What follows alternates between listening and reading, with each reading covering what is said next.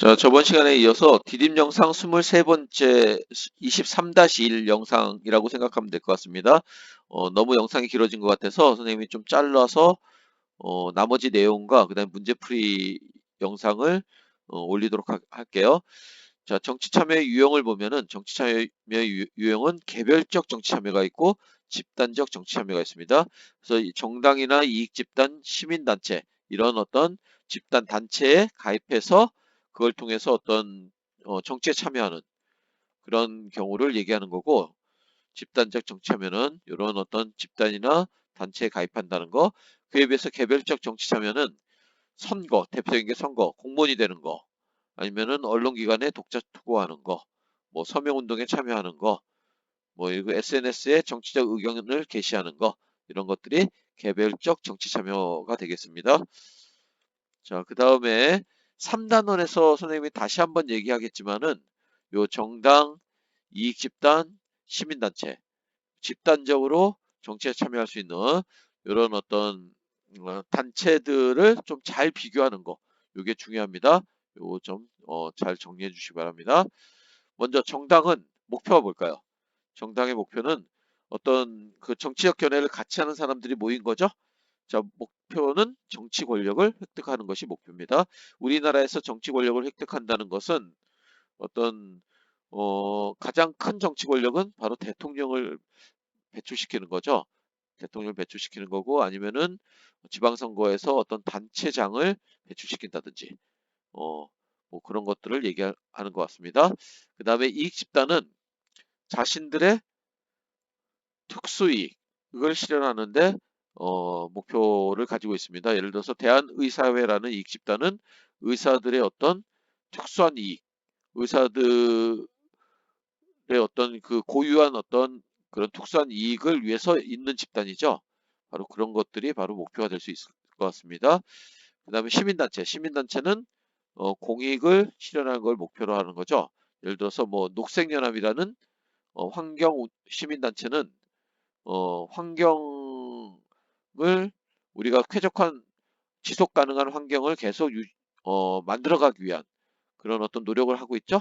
그런 공익 실현을 목표로 한다는 거. 그런 점이 이렇게 차이가 있는 것 같고, 관심 영역을 보면은 정당과 시민단체는 사회 구성원에게 영향을 끼치는 모든 쟁점이 다 관심 영역이라고 보면은, 이익집단은 몇 개의 쟁점이나 그 이익집단이 갖고 있는 어떤 그 특수한 어떤 이익이 있겠죠. 그런 그것과 관련된 몇 개의 쟁점이나 특수한 문제가 바로 관심 영역이라고 볼 수 있겠습니다. 그리고 정치적 책임을 보면은 정당은 당연히 정치적 책임을 져야 되는 거죠. 그에 비해서 이익집단과 시민단체는 정치적 책임을 지지 않는다는 점에서 차이가 있습니다. 그리고 공통점을 보면은 정책 결정에 영향력을 미친다는 거. 그렇다고 해서 이 정당과 이익집단과 시민단체가 정책 결정 기구는 아닙니다. 정책 결정에 영향력을 미치는 투입 과정에 영향력을 미친다는 얘기 했었죠. 어, 그리고 비공식적 참여자라는 점, 이런 점들의 공통점이라는 것을 알고 있으면 되겠습니다. 자, 그러면은 정보화 시대의 정치 참여와 관련돼서 전자민주주의란 말이 있네요. 시민이 인터넷 등의 정보통신 매체를 이용해 정치 과정에 직접 참여할 수 있는 정치 형태를 얘기하는 거고, 어, 그래서 전자민주주의의 시행을 위해 해결해야 될 과제를 보면은 지역별 또는 계층 간의 이런 정보 불균형을 해소하고, 그리고 정보통신기기의 기술적 결함과 불안정성을 보완해 나가는 노력, 이런 것들이 중요하다는 거. 전자민주주의 영향으로 보면 볼 수 있는 것은 각층의 정치 참여가 확대되고, 그다음에 정치 비용을 줄일 수가 있고, 그리고 정확하고 신속한 여론을 파악할 수 있다는 점, 이런 점에서 어떤 직접 민주주의에 좀 더 어떤 가능성을 열어준다라고도 얘기할 수 있을 것 같습니다. 자, 그다음에 정치 참여의 바람직한 태도. 자, 요거는 한번 읽어보시면 되겠습니다. 자, 그다음에 이제 문제를 같이 풀어보도록 하겠습니다. 정치 과정의 단계와 의미를 바르게 연결하시오 했는데, 투입과 관련된 게 뭘까요? 그렇죠. 여기서 디귿이 되고, 그다음에 산출, 그렇죠. 니은이 되겠죠. 그다음에 환류는 기억이 되겠습니다. 기억, 니은 중 알맞은 것을 고르면. 자, 학습지 70쪽. 학습지 70쪽의 내용을 먼저 풀어보고 어, 선생님 영상을 같이 보면 더 좋을 것 같습니다. 자, 뭐가 될까요? 4번에 정치 과정에서 이루어진 환류는 다시 시민의 새로운, 그쵸, 바로 투입, 재투입이라고 그러죠. 이게 환류 과정이라는 얘기 했습니다. 과거에는 주로, 그쵸, 국가기구가 정치 과정을 주도했다라고 하면은 오늘날에는 시민단체라든지 이익집단이라든지 어떤 그 시민 개개인, 이런 요소들이 중요하다는 얘기 했습니다. 정치 참여 유형 중 정당 이익집단, 시민단체 등의 구성원이 되어 참여하는 것은, 자, 이거는 집단적 정치 참여에 해당된다라고 얘기했습니다. 자, 1번 문제.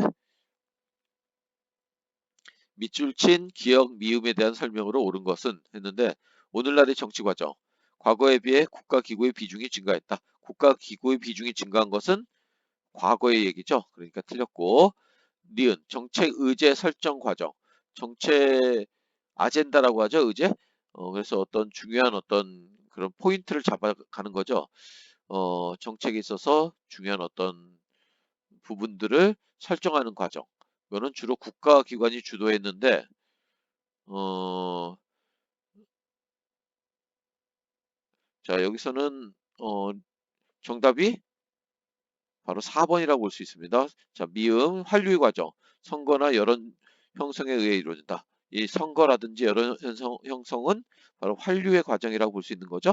환류의 과정이고, 자, 요것도 오늘날의 정치 과정이라고 했으니까 국가기관이 주도하는 것이 아니라 어떤 시민이라든지 아니면 시민단체 아니면 언론, 이런 어, 그 국가기관이 아닌 비공식적 그 정책 결정 기구에서 이루어진다라고 볼 수 있겠네요.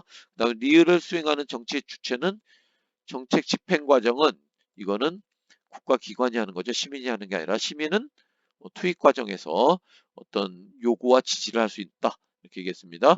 그다음에 다원화된 사회일수록 디귿과 니을, 정책 결정 과정과 정책 집행 과정, 이거는 국가기관이 하는 거죠. 다원화된 사회일수록 바로 이런 산출 과정이 아니라 투입 과정이 더 중요시 되겠죠. 자, 그 다음에 282번 문제. 자, 이거 역시 아까 보았던 그림이죠.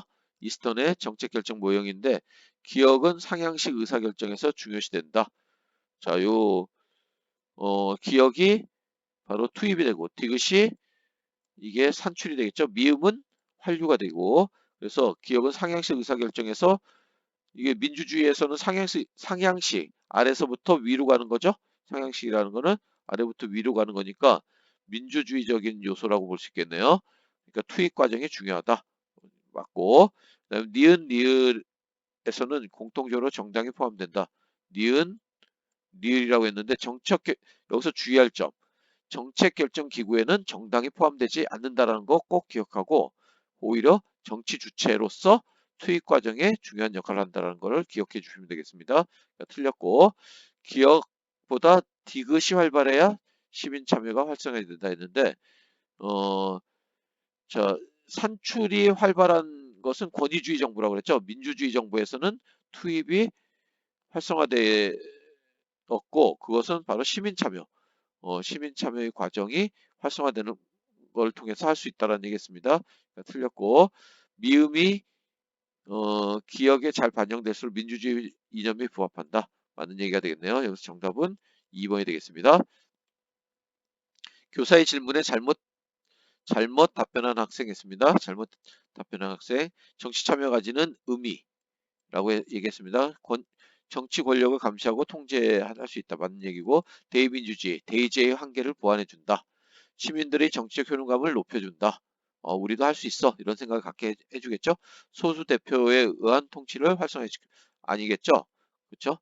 이거는 시민들 민의를 반영한 그런 정치가 이루어질 수 있겠죠. 그래서 정답이 되겠습니다. 자, 그다음에 국가의 정책 결정에 정당성을 부여해준다. 자, 국민의 지지와 요구를 통해서 정당성을 부여해 줄 수 있다. 라고 얘기했습니다. 그 다음에 290번 문제 정치 참여 방법 가나에 대한 설명으로 옳은 것은 가는 대의민주주의 실현에 걸림돌이 된다. 자, 시위하고 이런 거 직접 참여하는 거죠. 자, 걸림돌이 된다고 했는데 자, 민주주의에서 집회하고 시위의 자유는 너무나 당연한 거죠. 그러니까 틀렸습니다. 나는 국민의 권리이자 가장 보편적인 참여 방식이다. 자, 여기서는 2번이 정답이라고 볼 수 있겠네요. 선거 과정을 얘기하는 거죠. 자, 그 다음에 가는 나와 달리 불법적 정치 참여다. 둘 다 합법적이라고 볼 수 있겠습니다. 어떤 정당한 신고를 한 상태에서의 집회는 당연히 우리에게 보장된 권리라고 볼 수 있겠죠. 자, 둘 다 적극적 방식, 가에 비해 나는 가에 비해 적극적 방식이 참여에 해당된다 했는데 선거가 더 적극적이다 라고 얘기할 수 있는 근거는 없네요. 가는 투입, 나는 환류 단계에서의 정치 참여다 했는데 자, 여기 가는 투입이고 난또 역시 재투입, 환류 단계라는 것이 평가하고 재투입 과정이라고 볼 수 있는 거죠. 그러니까 요 말은 어, 틀렸네요. 틀렸네요.